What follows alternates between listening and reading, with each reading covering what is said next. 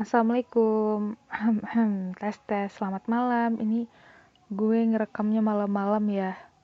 Gue nggak menampilkan atau memview muka gue karena kayaknya mending lewat audio aja deh. Gue bikin podcast yang bener-bener podcast, cia.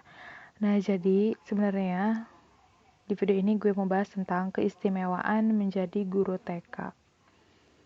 Setelah gue merenung lama gitu kan, gue akhirnya menemukan 6 poin yang membuat gue akhirnya yakin dan membuat gue kayaknya tuh mantep banget untuk mendalami dunia anak-anak dan bikin gue akhirnya gak menyesali keputusan atau pilihan yang udah gue buat gitu kan. Karena kan memang gini ya, kalau misalnya kita memilih pasti kita juga akan menemukan resiko gitu. Setiap yang kita pilih akan ada resikonya. Oke. Nah, yang pertama, apa aja sih keistimewaan ketika menjadi guru TK?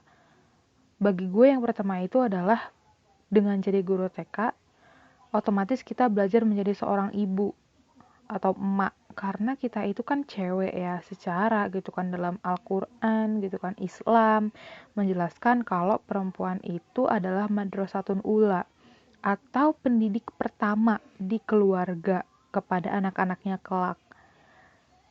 Dan jadi tuh kayak latihan juga sebenarnya, ibaratkan training ya. Jadi guru TK tuh ibaratnya lu lagi dilatih supaya jadi ibu. Supaya nantinya lu gak kaget lagi dengan karakter anak. Kenapa? Karena karakter anak-anak itu ajaib.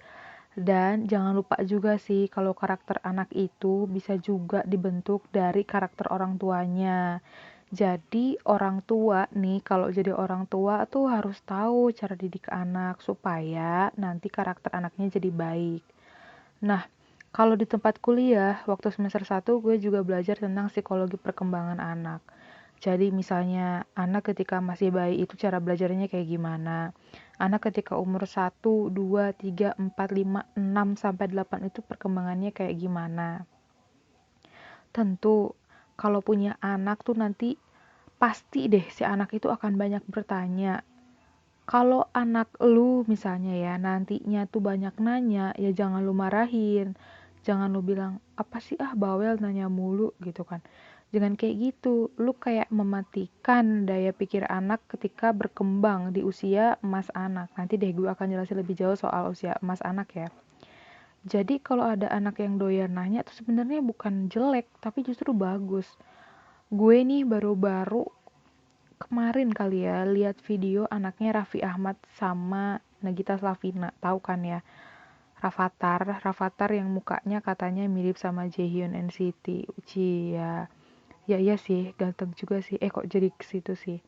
Intinya begini, jadi Rafathar itu anaknya tuh doyan nanya gitu. Tapi bukan berarti karena dia over bawel atau gimana. Memang itu kan perkembangannya dia, psikologis perkembangannya di usianya Rafathar itu adalah kritisnya itu mulai matang gitu loh. Jadi banyak nanya, banyak penasarannya, banyak pengen taunya, banyak keponya. Tapi memang dari situlah mereka atau anak-anak kecil itu belajar. Kemudian yang kedua adalah kita kalau jadi guru TK bisa menanamkan moral atau nilai-nilai baik di masa golden age anak. Jadi golden age anak itu sebenarnya sejak usia 3 sampai 6 tahun, di mana perkembangan otak anak itu udah luar biasa banget. Ketika lu bilang misalnya, kamu tahu nggak dek, atau kamu tahu nggak nak, kalau misalnya kenapa ada pelangi di langit. Kalau lu jelasin proses pelangi ke anak waktu anak itu masih usia 3 sampai 6 tahun, usia emas, si anak itu akan mengingat ucapan kita sampai dia besar. Karena pada saat itu, sel-sel syarafnya itu mulai menyambung membentuk sinaps-sinaps yang akhirnya membuat data atau informasi yang menurut si anak itu penting dan menarik bagi dia itu akan tersimpan di memori otaknya itu dan akan bertahan sampai dia dewasa memang. Karena kan gini ya, kalau misalnya tanaman nilai-nilai anak itu terekam sejak kecil, terus tersimpan gitu kan. Kalau yang tersimpannya itu baik, itu kan akan bagus juga untuk ke perkembangan dia yang selanjutnya, untuk dia masuk usia anak SD gitu, SMP, SMA, bahkan ketika kuliah atau ketika nanti sudah berkeluarga, dia bakal ingat sama nilai-nilai yang diajarin oleh guru TK-nya. Contoh ya, sejak TK itu anak-anak kan pasti diajarin kalau datang ucap salam, assalamualaikum bu guru. Terus kalau misalnya mau belajar berdoa dulu, kalau mau makan berdoa dulu, cuci tangan dulu, kalau sama temen harus mau berbagi.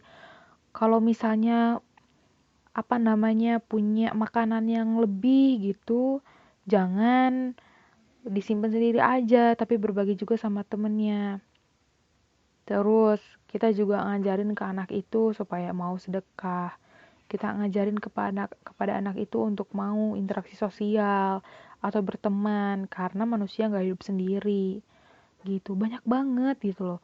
Nah, yang ketiga ini, keistimewaan menjadi guru TK itu adalah kita guru TK itu adalah orang yang menduduki peringkat kedua gitu kan sebagai orang yang mendidik anak setelah yang pertama itu tentu keluarga dulu gitu. Dan kita kan ngajarin kalau ke anak TK itu awal, dasar, basically untuk anak-anak nantinya mengenal kompleksitas gitu kan. Karena kalau di TK itu kan mesti diajarinnya membaca ya. Anak kalau udah bisa baca tuh kesananya juga gampang. Mau pelajaran IPA kek, mau pelajaran PKN, IPS, bahkan yang lain gitu kan. Dia akan gampang kalau dia bisa baca. In fact gini, soalnya sekarang itu masuk SD itu udah harus bisa baca. Walaupun banyak psikolog yang bilang seharusnya anak umur segini itu nggak usah dipaksa untuk bisa baca, dikenalin huruf-huruf aja. Tapi kenyataannya jenjang sekolah SD kelas 1 tuh udah memberikan buku paket atau pelajaran-pelajaran yang itu mengharuskan si anak untuk bisa baca gitu. Kalau anaknya nggak bisa baca, ya si anaknya akan kesulitan juga gitu, kasihan juga ke si anaknya. Nah, makanya guru-guru TK ini tuh kayak berusaha gitu mencerdaskan gitu kan kemampuan kalau membaca itu kemampuan bahasa anak supaya berkembang dengan baik supaya anak bisa menggabungkan huruf-huruf kata menjadi kalimat. Oke. Kemudian yang keempat adalah refleksi pola asuh dari orang tua kepada anaknya. Jadi gini, gue kalau misalnya selama jadi guru TK, misalnya masuk jam istirahat tuh gue suka merhatiin orang tua murid, jujur aja ya. Misalnya, kalau ada anak yang nangis, orang tua ini tuh kayak langsung membuat si anak itu berhenti nangis dengan cara misalnya beliin si anaknya permen atau es krim. Oh, jadi gitu ya pola asuhnya ibu ini kalau misalnya anaknya nangis tuh kayak gini. Atau gini, ketika anaknya misalnya suka tantrum, terus ibunya langsung kayak ngebentak dia, "Diem, kamu gak boleh marah-marah di sekolah, malu sama ibu guru." Terus anaknya langsung kayak nurut gitu. Oh, berarti si ibu ini tuh bisa tegas juga ya sama anaknya, walaupun anaknya gampang atau seringnya tantrum gitu. Jadi si ibu ini tuh gak kalah sama karakter negatif yang dimiliki oleh si anak yang dikit-dikit tantrum itu. Gitu. Kemudian ada juga ibu dari seorang anak yang anaknya ini aktif banget.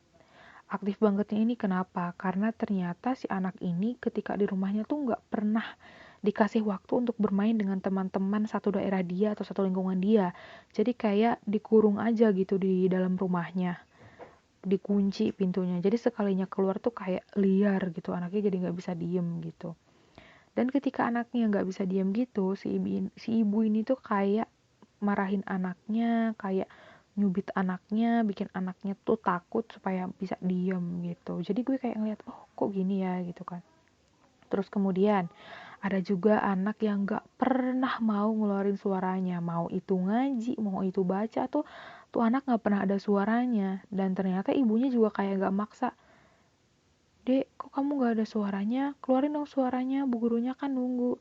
Ya udah cuman sebatas itu aja, jadi nggak kayak ada muka seremnya ngebentaknya ke anaknya, sehingga anaknya pun akhirnya jadinya kayak, ah ya udahlah gitu, gak apa-apa aku nggak ada suaranya juga. Akhirnya anaknya nggak mau ngeluarin suara untuk ngaji dan baca.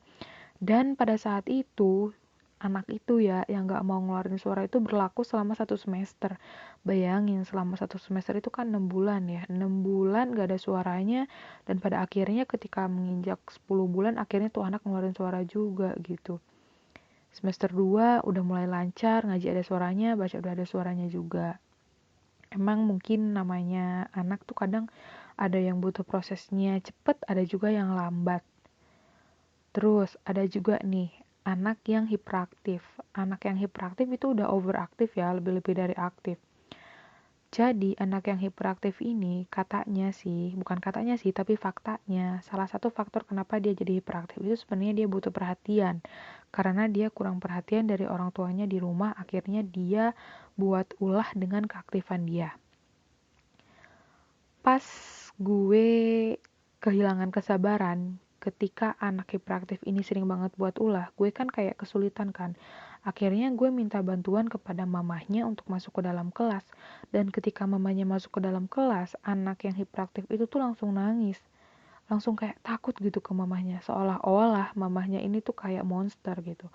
Dan ternyata memang di rumahnya itu si anak kalau misalnya dia berbuat salah, dia berbuat ulah, sama orang tuanya itu langsung dicubit. Dan itu kenceng banget. Sampai si anaknya ini tuh sampai nangis gitu. Tapi impactnya bukannya malah berujung baik ke si anak, anaknya ini malah kayak niruin hal yang negatif dari ibunya itu. Kayak jadi gampang mukul orang, kayak jadi tetap ngejailin orang, ngerasa kalau misalnya aku buat kegaduhan kayaknya seru gitu.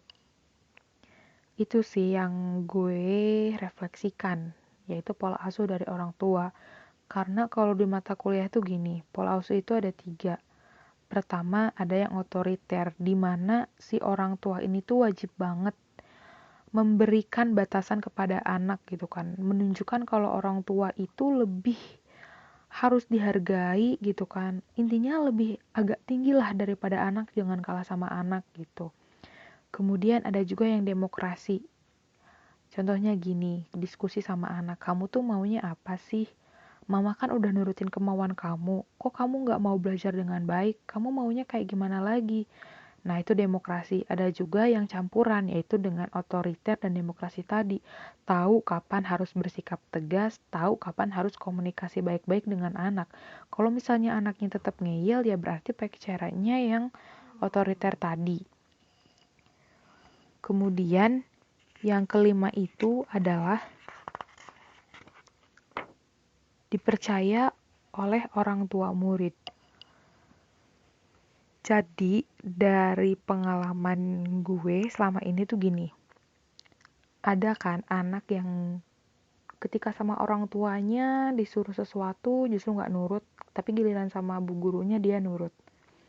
Jadi tuh gue pernah punya anak murid, ini PAUD sih. Jadi murid PAUD ini tuh dia laki-laki, terus rambutnya gondrong, udah gondrong banget. Terus banyak kutunya juga, tapi gak mau dicukur gitu kan. Disuruh dicukur sama mamahnya gak mau, sama ayahnya gak mau. Sampai 2 orang tuanya tuh minta tolong ke gue untuk kirim VN supaya anaknya mau cukur rambut nanti dapat bintang gitu. Ya udah akhirnya gue kirim VN, terus di sekolah pas ketemu anaknya juga gue ajak ngobrol. Gue bilang, kamu kalau dicukur pasti deh nanti gantengnya kelihatan. Kalau kamu dicukur kan belajarnya juga enak, pandangannya jadi gak terhalangi sama rambut. Nanti bu guru kasih bintang yang banyak gitu.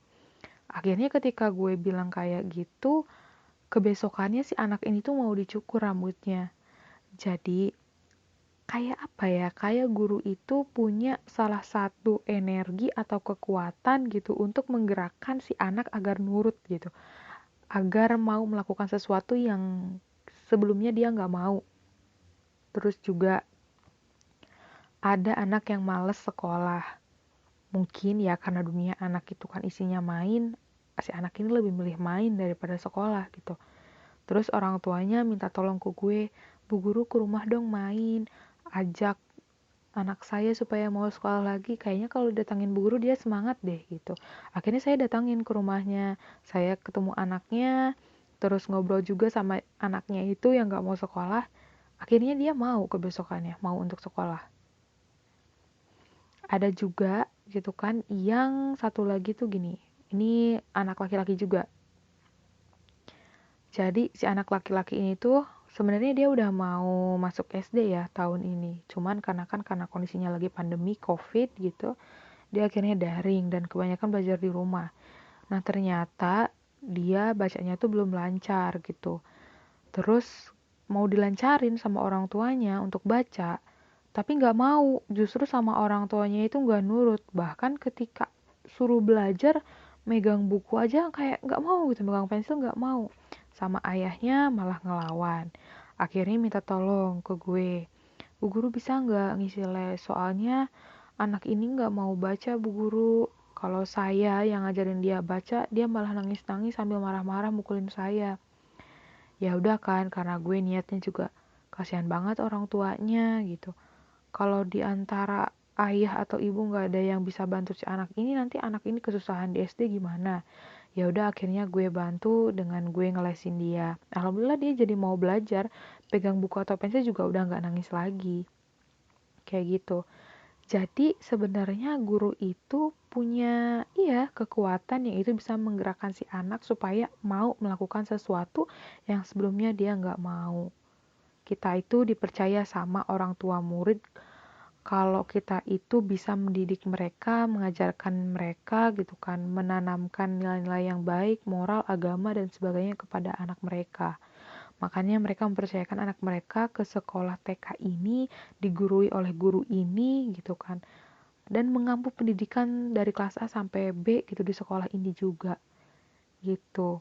Dan yang terakhir, keistimewaan menjadi guru TK itu adalah karena dengan menjadi guru TK itu maka lu melakukan profesi yang itu bernilai gak hanya di dunia aja tapi juga di akhirat.